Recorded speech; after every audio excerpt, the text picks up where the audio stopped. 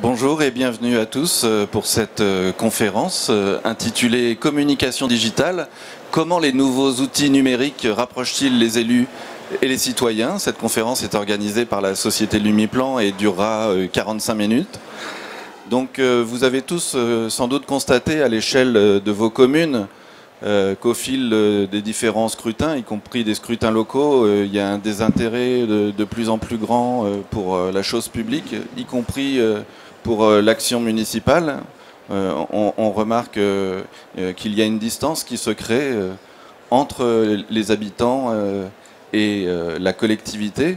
Et donc, l'objectif de cette conférence, c'est de réfléchir ensemble et d'avoir l'éclairage de nos invités sur ce questionnement. Comment recréer du lien avec les citoyens? Comment réussir à les toucher avec davantage d'efficacité pour recréer de la proximité avec les citoyens? Nous avons utilisé le numérique tout simplement parce que il existait déjà de nombreux moyens d'échanger avec les habitants. Je parlais tout à l'heure des instances comme les comités de quartier, les permanences du maire, les réunions publiques, mais généralement ce sont les mêmes personnes qui viennent à ce genre de réunions. L'outil numérique nous a vraiment permis de toucher beaucoup plus de monde. L'application mobile nous permet d'informer. Elle permet d'informer sur des événements, permet d'envoyer des notifications directes aux habitants. Un habitant peut savoir qu'il y a un événement dans un mois, dans 2 mois, mais recevoir une notification la veille, 2 jours, une semaine avant, ça permet de toujours être informé. Nous avons également une communication beaucoup plus directe lorsqu'on est sur un outil numérique. C'est beaucoup plus simple de communiquer avec quelqu'un lorsqu'on est dans une salle, il y a toujours une barrière, on n'ose pas forcément. Donc, moi, je suis persuadé que l'outil numérique va nous permettre de continuer à amener des habitants qui étaient peut-être complètement déconnectés, qui ne voulaient pas forcément s'impliquer. Mais je précise toujours que le numérique doit être un outil supplémentaire. Il ne doit pas remplacer tout ce qui existait avant, mais ça peut nous permettre de toucher beaucoup plus de monde. Oui, alors on n'est pas parti dans le 100% numérique, mais on s'en est quand même très approché. On a supprimé complètement le magazine, aussi pour des problématiques de développement durable. Un gain financier, on ne va pas se le cacher, aussi. Donc voilà, c'est vrai qu'on s'est rapproché du 100% numérique. Ça s'assume. Et puis la force de l'exemple, c'est-à-dire que là, en 9 mois, allez, 1 an d'application, on est rendu à plus de 1000 téléchargements de l'application, sachant qu'on n'a pas eu de touristes cet hiver. Donc c'est vraiment 1000 personnes sur notre territoire qui l'ont téléchargé, sachant qu'il y a 4500 habitants. On est quand même sur un gros carton plein, ça fait une personne par foyer, donc c'est juste énorme. L'intérêt de l'appli, et notamment sur les notifications, quand on veut donner de l'information, c'est que les gens choisissent quelles informations ils ont envie de recevoir. S'il n'a pas envie de recevoir les informations sur les travaux parce que ça ne l'intéresse pas de savoir que la route sera coupée entre tel et tel village, eh ben, il n'a juste à ne pas cocher ces informations-là. Par contre, s'il veut tout savoir sur les animations sportives ou culturelles, eh bien, il recevra en fonction de son choix. Donc on est vraiment dans c'est du cousu humain, hein. C'est vraiment très affiné comme façon de communiquer. Donc ça, c'est plutôt chouette.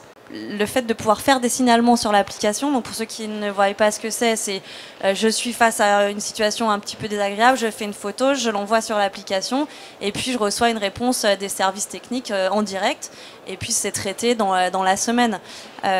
Donc du coup, quand on a pu traiter ce genre de sujet grâce à l'appli, et ben quand on est en face des gens, on parle des vrais sujets structurants, ce qui est beaucoup plus intéressant pour eux comme pour nous. C'est vrai que les budgets sont quand même très accessibles, vraiment. J'étais la première surprise et l'efficacité est redoutable. Oui, donc cette année, la collectivité a fortement investi sur la relation entre l'administration et les parents d'élèves. Parce que notamment avec la crise sanitaire, on s'est rendu compte qu'il y avait un besoin important des parents d'élèves d'avoir une relation plus immédiate avec la direction de l'éducation notamment. Donc on a développé un nouveau service dans notre application mobile qu'on a appelé la brique famille, avec une première version qui pour l'instant est plutôt quelque chose d'un peu statique et pousser de l'information aux parents avec la possibilité de choisir son école ou sa crèche, avec les menus de la cantine ou de l'école, la composition de l'équipe pédagogique et les coordonnées, les projets d'école, projets pédagogiques d'école, les plannings des activités périscolaires, etc. Petit à petit, on souhaite le rendre plus interactif et plus dynamique, avec aussi la possibilité d'échanger plus directement avec les agents des crèches ou des écoles, avec aussi, pourquoi pas, la mise en place d'une bourse d'échange entre parents, etc. Toujours sur le volet école, on a développé un nouvel outil pour améliorer le suivi des demandes lors des conseils d'école, avec un outil qui permet de suivre quasiment en temps réel les demandes des parents au conseil d'école et le traitement par les différents agents de la collectivité, quel agent l'a traité, pourquoi on peut y répondre, pourquoi on ne peut pas y répondre, pourquoi ça va prendre plus de temps, etc. Parce qu'effectivement, avec les outils numériques, il y a une demande d'immédiateté de la part des usagers, mais si on leur explique pourquoi ça va prendre du temps, pourquoi on ne peut pas y répondre tout de suite, ils le comprennent très très bien et se montrent aussi beaucoup plus conciliants et beaucoup plus compréhensifs. La proximité, c'est s'adapter. C'est-à-dire que ce sont les collectivités locales qui doivent aller chercher les habitants. Alors évidemment, les applications mobiles le permettent. Et je dirais, en fait, aller chercher les habitants, c'est aller les chercher sur des sujets qui les intéressent. C'est-à-dire qu'il s'agit de leur communiquer ou de leur proposer des services qu'ils attendent, dont ils ont besoin, qui vont les intéresser. Ce que moi j'appellerais la proximité de connivence, finalement. Mais la proximité, c'est également physique. C'est-à-dire qu'aller les chercher et communiquer par une application mobile, c'est communiquer dans les nuages, dans le cloud. Mais je crois qu'il faut aussi communiquer physiquement sur le terrain. Et là, on va avoir des dispositifs comme des panneaux lumineux dont je vous parlais tout à l'heure, qui, eux, vont aller physiquement à la rencontre des habitants dans les quartiers, dans les bus. Et tout ça, c'est vraiment très, très important.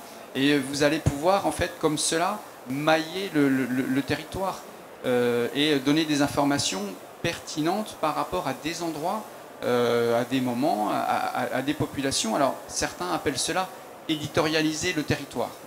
C'est un concept très intéressant et un petit peu, on va dire, intellectuel, mais c'est vraiment ça, c'est aller écrire quelque chose physiquement pour toute une panoplie de population et de leur apporter des choses qui vont les intéresser.